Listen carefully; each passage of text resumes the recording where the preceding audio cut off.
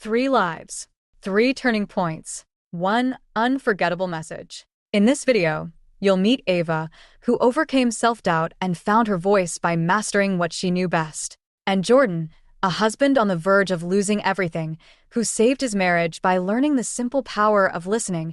And Mia, a young professional who turned public embarrassment into a breakthrough moment by embracing her mistake with grace. These stories are raw, emotional, and incredibly real, proof that the most powerful transformations often begin with a whisper, a pause, or a fall. If you've ever struggled to be heard, to connect, or to recover from failure, this will speak directly to you. Let's start with the presentation that changed Ava's life. Ava used to panic at the mere mention of public speaking. In college, she once feigned illness to avoid a group presentation. It wasn't stage fright.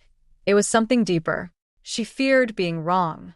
Growing up, her father would quiz her at the dinner table, interrupting her mid-sentence with corrections. Eventually, Ava stopped speaking up altogether, convinced she never knew enough. Fast forward to her late 20s. Ava was now a junior marketing associate at a mid-sized tech company. Her boss unexpectedly tapped her to lead a pitch to one of their biggest clients. The ask? Present a new content strategy for a health tech startup. Ava froze. Her instinct was to defer, to say, "I'm not ready." But something inside her, maybe exhaustion from always shrinking, whispered, "You don't need to be perfect. You just need to know your stuff." She dove in. Every night after work, Ava stayed up researching digital health trends, listening to patient experience podcasts, reading white papers, even interviewing a nurse and a type 1 diabetic for firsthand insight. Her bedroom turned into a war room of sticky notes, voice memos, and rough drafts. What began as obligation slowly transformed into obsession. She wasn't just collecting data, she was building a point of view. The day of the pitch, Ava walked into the glass-walled boardroom, heart thudding. She saw the CEO of the health tech firm, arms folded, expression unreadable. As she began her presentation, her voice trembled, but her facts were solid. Midway through, someone challenged her on a statistic. Ava didn't flinch. She not only explained it, but expanded on the study's methodology. Even she was surprised by the calm in her voice. When she finished, there was silence. Then the CEO leaned forward and said, "That's the clearest, most thoughtful breakdown I've heard all quarter. Where did you learn all that?" Ava smiled. "I studied. I listened. And I cared." They landed the contract. Later that week, Ava's boss pulled her aside. "That presentation? It puts you on the radar. You're getting promoted." But more than the promotion, what stayed with Ava was something bigger. The moment she realized she didn't have to be loud or flashy. She didn't need to fake confidence. She just had to know her subject, and that knowledge became her power. That day, Ava didn't just find her voice. She earned it. Next story is the conversation that saved their marriage. Jordan and Elise had been married for 8 years, but lately, their home felt more like a battlefield than a sanctuary. Every conversation seemed to spiral into an argument. The dishes, the kids, the bills. Even silence between them was heavy. One night, after a particularly tense dinner, Elise finally said, "You don't listen to me, Jordan. You hear me, but you're not listening. You always have a comeback, a fix, a defense. I don't want solutions. I want to be heard." Her voice cracked on that last word. Heard. Jordan stood there frozen, holding a plate. He wanted to snap back. But instead, he put the plate down and just nodded. For once, he didn't speak. That night, he lay awake thinking about every time he'd cut her off mid-sentence, offering advice when she cried, logic when she needed love. The next morning, he Googled how to listen better in a relationship. It sounded silly, but he was desperate. He found an article that said, "Listen to understand, not to respond." That line stayed with him. So he tried something new. The next time Elise vented about her exhausting day with the kids, he didn't interrupt. He didn't try to problem solve. He just listened. When she paused, he gently said, "That sounds really overwhelming. I didn't realize how much you've been carrying." Her eyes welled up. "Thank you," she whispered. "That's all I needed." Over the next few weeks, everything began to shift. Jordan learned to put down his phone when Elise talked. He started reflecting her feelings back instead of rushing to fix them. In turn, Elise softened too. She began asking about his day and truly listened. Their communication transformed. not with grand gestures, but with quiet, intentional presence.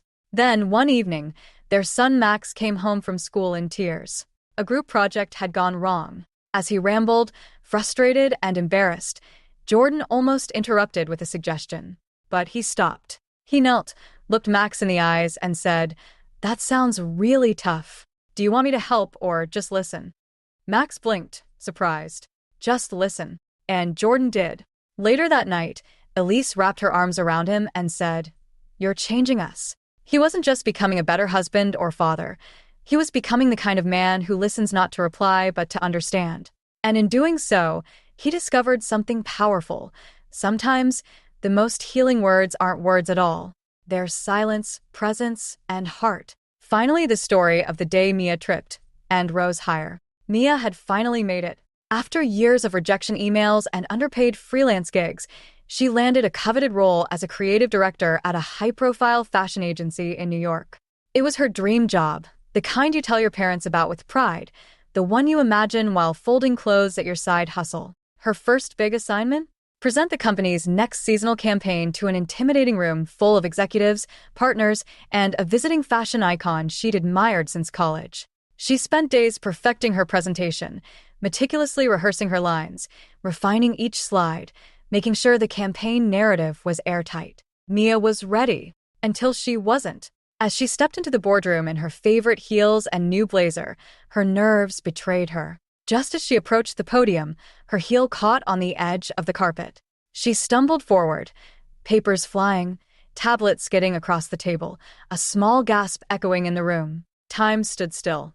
A few chuckles rippled from the back. Her face burned with embarrassment. Everything in her wanted to run. But she didn't. Mia stood up, took a slow breath, and with a shaky laugh said, "Well, that wasn't part of the runway look, but hey, fashion is about risk, right?" The room erupted in laughter. Even the fashion icon cracked a smile. With her nerves now oddly calm, Mia gathered her papers, held her head high, and began her presentation. This time, she didn't sound rehearsed. She sounded real.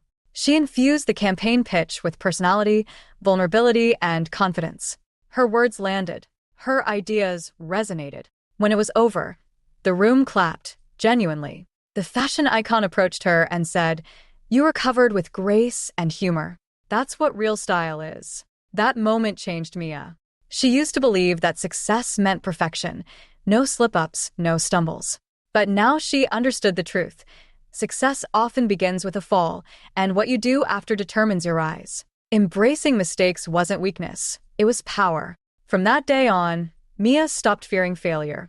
She wore it like an accessory, one that said, "I'm human, and I'm still moving forward."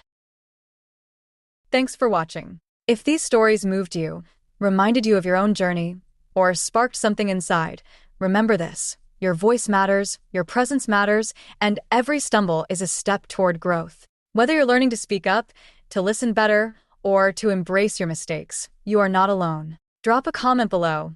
Let me know which story spoke to you the most. Don't forget to like, subscribe, and share this with someone who needs a little inspiration today. And remember, communication isn't just about words, it's about connection. See you in the next video.